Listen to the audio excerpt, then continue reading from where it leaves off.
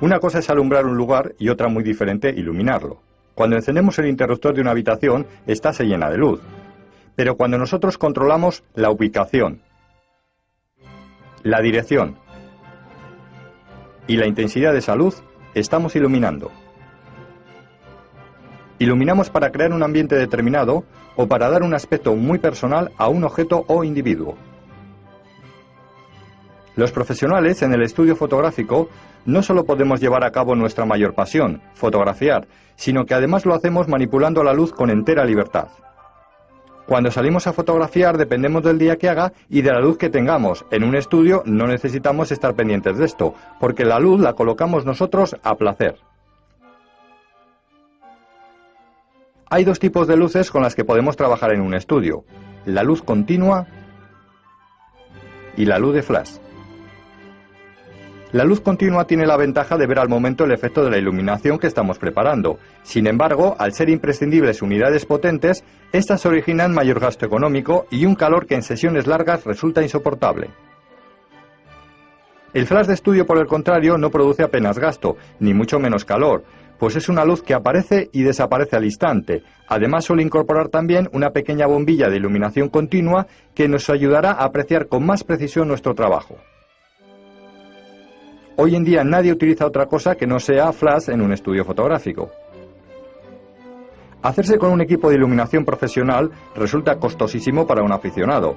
Sin embargo, hay equipos amateurs muy asequibles con resultados realmente sorprendentes en relación con lo que cuestan, que pueden venirnos muy bien para disfrutar de esta faceta de la fotografía. 3 unidades de este tipo, con sus complementos y un flashímetro para medir la luz, resulta bastante más económico que hacerse con un equipo de esquí, por poner un ejemplo.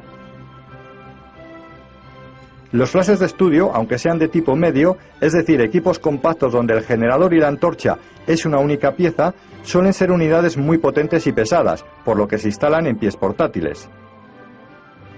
Además, una vez metida la luz, al no estar situados junto a la cámara, nos permiten libertad de movimiento sin tener que estar continuamente regulando su destello. Como flashes que son, emiten una luz muy dura, por lo que siempre que los utilizamos hacemos que su destello inicial rebote o pase a través de pantallas difusoras, que lo suavizan y llegan de esta forma con una luz mucho más envolvente hacia la persona. Es lo que llamamos luces tamizadas. Son flashes de tipo manual. Para trabajar con ellos se utiliza un flashímetro que, colocado delante de la cara de la persona y en dirección a la fuente de luz principal, nos dará la combinación de velocidad y diafragma que tenemos que colocar en la cámara. Podemos subir su potencia para trabajar con diafragmas más cerrados y pulsar el dispositivo de célula sincro que traen y hacer que se disparen varios simultáneamente, para así conseguir iluminaciones más elaboradas. Es importante también que la persona a la que se retrata no se desplace de la zona donde se ha medido la luz. Nosotros, en cambio, con el cable sincro conectado a la cámara o mejor con un disparador por infrarrojos, dispararemos las unidades con total comodidad. En un estudio fotográfico la iluminación se puede llegar a sofisticar mucho. Algunos fotógrafos, tratando de llegar no se sabe muy bien a qué, han cometido verdaderos excesos. Este hecho ha provocado la reacción de otros que, en contestación, han simplificado mucho sus iluminaciones y emplean una única fuente de luz. Dejando un poco de lado ambos extremos, vamos a conocer los tipos de iluminación más importantes en un estudio, es decir, aquellos a partir de los cuales se originan todos los demás. Antes hay que tener un concepto muy claro. En un estudio fotográfico siempre tiene que haber un foco principal, que es el más potente. No puede haber dos de esa potencia. Los demás harán la labor de iluminaciones secundarias, es decir, focos de relleno. Su potencia siempre será menor. Por supuesto, se pueden tener 2 unidades de luz o 3 de la misma potencia, pero 2 de ellos se graduarán a potencia inferior. Observar también que aunque utilizamos flashes, empleamos el término de foco o unidad de luz. No son sino diferentes términos de la jerga fotográfica.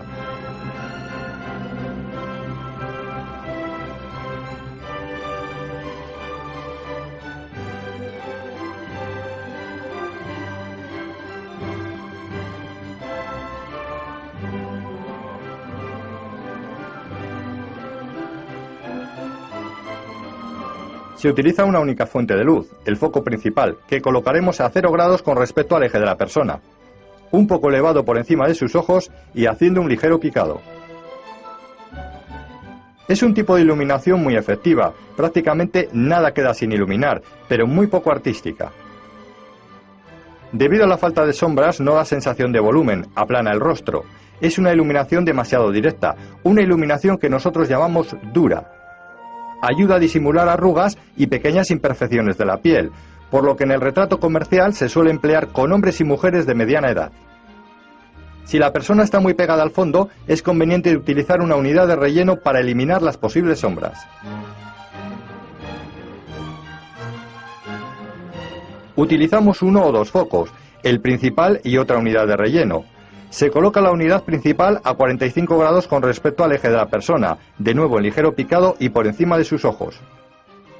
Este tipo de iluminación es mucho más artística y favorecedora. La iluminación lateral a 45 grados crea sombras al otro lado del rostro que le dan volumen, ya no aparece tan plano. Si queremos suavizar este efecto, colocaremos un reflector blanco para que rebote la luz. De nuevo, iluminación lateral, favorecedora. Este tipo de iluminación se emplea con mayor frecuencia que la anterior y es la base de muchas iluminaciones que se emplean de forma generalizada en los estudios fotográficos.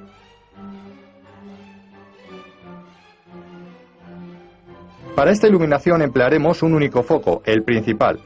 Lo colocaremos a 90 grados con respecto al eje de la persona, directamente sobre la cabeza. Esta iluminación es sin duda la más artística, creando un fuerte contraste entre la zona iluminada y la de sombras que confiere un interés muy especial a la persona. Si medimos la luz sobre la zona de luces, el contraste aumentará, y si lo hacemos sobre la de sombras, obtendremos un efecto muy diferente. Otra forma de aumentar el contraste es colocando una cartulina negra al otro lado de la zona iluminada. En cambio, si se desea suavizar, utilizaremos un reflector blanco como ya vimos. También, si se desea, se puede realzar el fondo colocando un foco de apoyo. Este tipo de iluminación, aunque no se emplea de forma generalizada, no debe faltar en ninguna sesión de retrato, pues confiere mucho carácter al rostro y el resultado suele ser impactante. Es preferible que el modelo no sonría y va bien para todo tipo de personas, exceptuando tal vez a los niños. Utilizaremos dos focos, el principal y otra unidad de relleno. Los colocaremos de la siguiente forma. La unidad principal a 135 grados con respecto al eje de la persona, por encima de su cabeza y en fuerte picado, para evitar rebotes de luz en nuestra cámara. Y la unidad de apoyo a 315 grados con respecto